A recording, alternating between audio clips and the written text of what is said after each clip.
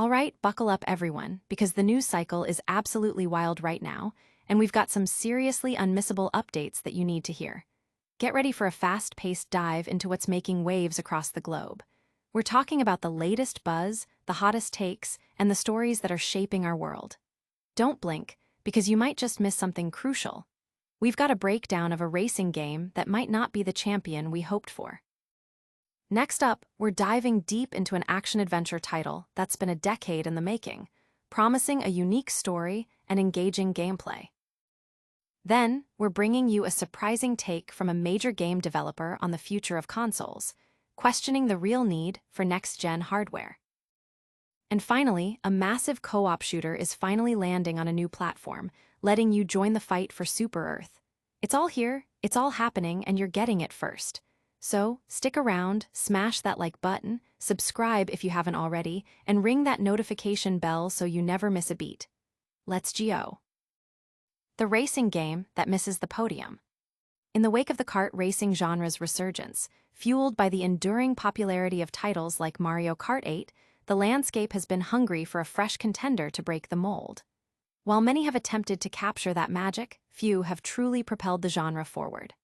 Unfortunately, Ed Edda, Grand Prix racing champions, despite its aspirations, falls short of being that game-changing release. From the outset, my expectations for this movie tie-in game were tempered, as history has shown that such collaborations often prioritize brand recognition over gameplay innovation. Nevertheless, I approached Ed Edda with an open mind, determined to set aside any preconceptions and give it a fair chance. The initial impression was a curious and entertaining opening cutscene, which briefly sparked hope for a more engaging experience. However, this optimism quickly waned upon reaching the character selection screen. With a roster of only 8 characters, the game offers limited customization options right from the start. Where Ed Edda does shine, however, is in its extensive customization features for vehicles.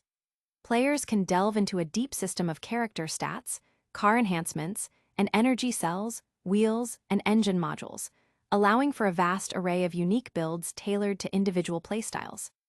Complementing this is a purely cosmetic car customizer boasting over 100 options, enabling players to truly personalize their rides and express their individuality on the track.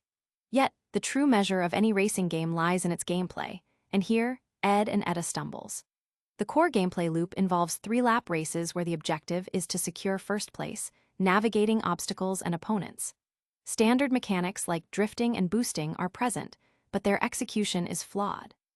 Drifting, for instance, feels counterintuitive, slowing the player down without offering a significant advantage, rendering the need for it obsolete. The driving itself lacks the crucial feel of weight, friction, and drag, resulting in cars that glide too smoothly, making cornering a simple directional input rather than a skill-based maneuver. This fundamental issue undermines the entire driving experience, reducing control to little more than accelerating and steering. The level design further exacerbates these problems. Instead of offering intricate pathways with strategic shortcuts and advanced techniques, the tracks feel randomly generated, lacking intentionality and ultimately stripping away any sense of replayability. The game does offer a variety of modes, including Grand Prix, single races, time trials, and point races, which provide a welcome break from the monotony. However, without compelling gameplay or engaging level design to populate these modes, the experience remains hollow, leaving players with a lingering sense of missed potential. The presentation, unfortunately, mirrors the gameplay's shortcomings. Graphics akin to PS2 or early mobile titles, with flat backdrops and uninspired textures, detract from the overall experience. The HUD is equally lacking, failing to provide essential information like lap completion or speed measurements, contributing to an unpolished feel. While not as critical as the gameplay flaws, the subpar presentation adds to the overall perception of a tacky and underwhelming product. Ed Edda, Grand Prix racing champions ultimately fails to deliver the exciting racing experience it promises, and it does not break the streak of disappointing movie tie-in games. Unless you have a very young, easily entertained audience, this title is difficult to recommend. But what if the gameplay was tight, the levels were inspired, and the presentation was top-notch? We'll explore that next time. For now, let's shift gears to a different kind of gaming experience. A decade in the making, Echoes of the End arrives. It's a rare and refreshing experience to encounter a game developed by a smaller, less-known studio, and Echoes of the End, the debut major release from Iceland-based Mjolnir Games, certainly fits that bill.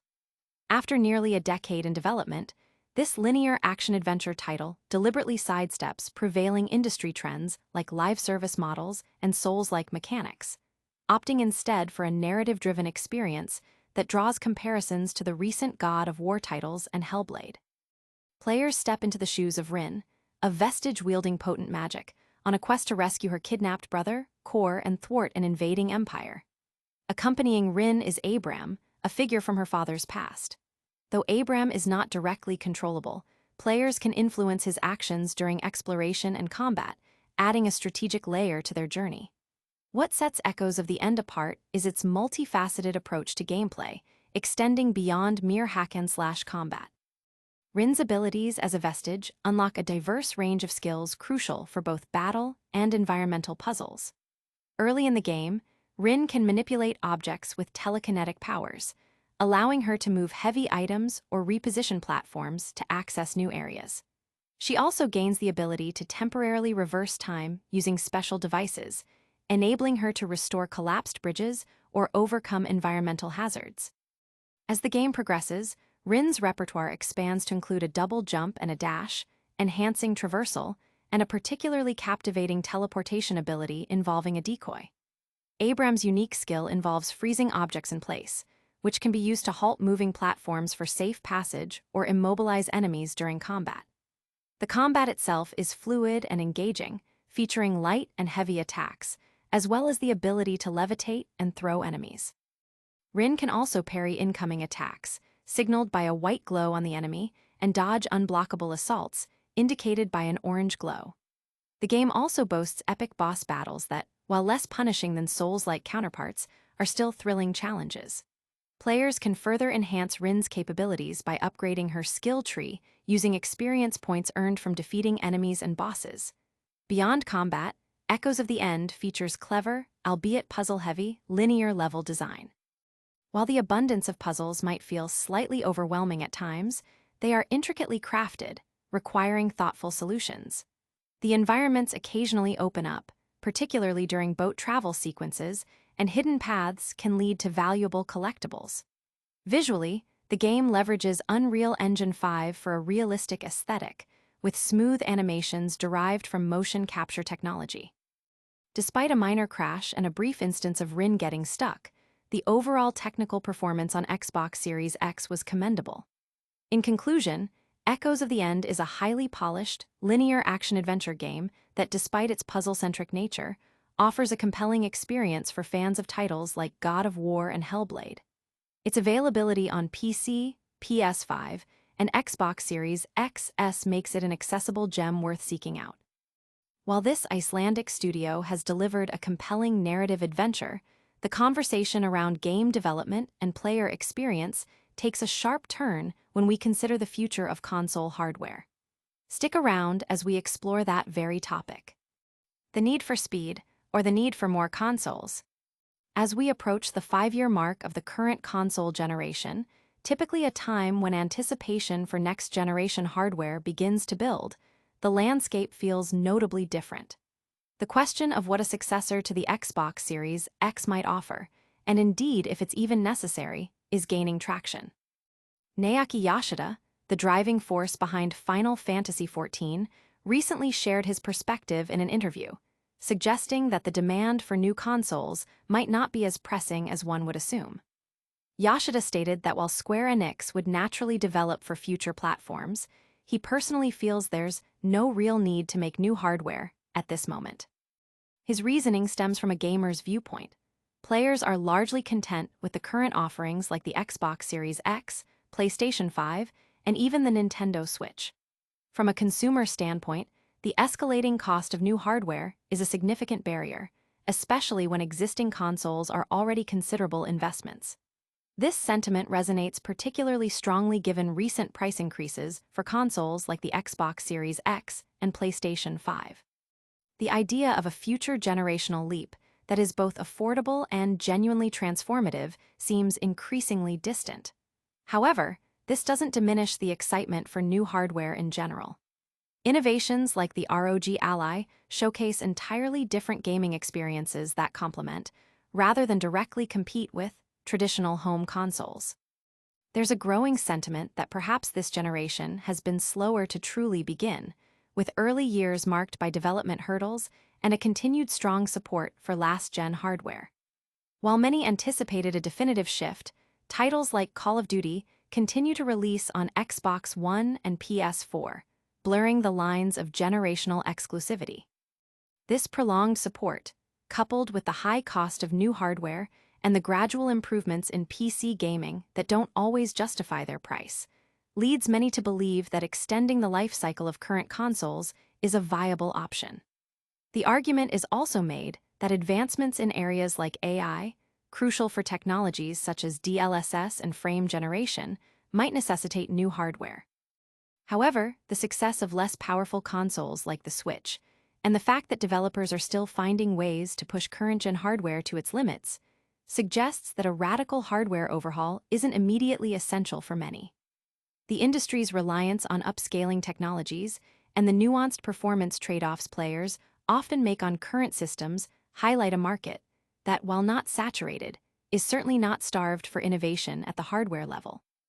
The debate centers on whether the industry should prioritize iterative improvements and software optimization on existing platforms or push for new hardware that enables previously impossible experiences, even at a higher cost. While the future of console hardware is a hot topic, there's a major gaming event that's finally arrived on a new platform, bringing its unique brand of chaos. We'll break that down next. Super Earth welcomes a new breed of hero. Helldivers 2 hits Xbox. Get ready, gamers, because the intergalactic war for Super Earth has officially expanded its battlefield. Helldivers 2, the wildly popular third-person co-op shooter, has finally launched on Xbox Series XS, inviting a new wave of elite soldiers to join the fight for managed democracy. This highly anticipated release brings with it the promise of intense squad-based action against relentless alien threats, continuing the legacy of the Helldivers franchise. Players are immediately thrust into the role of the galaxy's last line of defense, tasked with liberating worlds from the clutches of extraterrestrial menace. The core gameplay loop revolves around tactical deployment, objective completion, and intense firefights, all while striving to uphold the ideals of freedom and democracy. The launch isn't just about the base game. Xbox players can also snag the Helldivers 2X Halo ODST Legendary Warband for 1,500 super credits. This special edition offers iconic gear reminiscent of the beloved Halo universe, adding a significant layer of fan service and collectability for players. The narrative framing of Helldivers 2 emphasizes a heroic struggle, painting players as valiant warriors defending civilization against the worst the galaxy has to offer. The game's messaging is clear: enlist, fight, and secure a safe and free future. The addition of Xbox Series XS players to the Helldivers universe is a significant move, potentially expanding the player base and increasing the chaos and camaraderie that the game is known for. The co-op nature of Helldivers 2 means that teamwork, communication, and strategic coordination are paramount to success. Whether it's coordinating stratagems, sharing ammunition, or reviving fallen comrades, the shared experience is central to the game's appeal.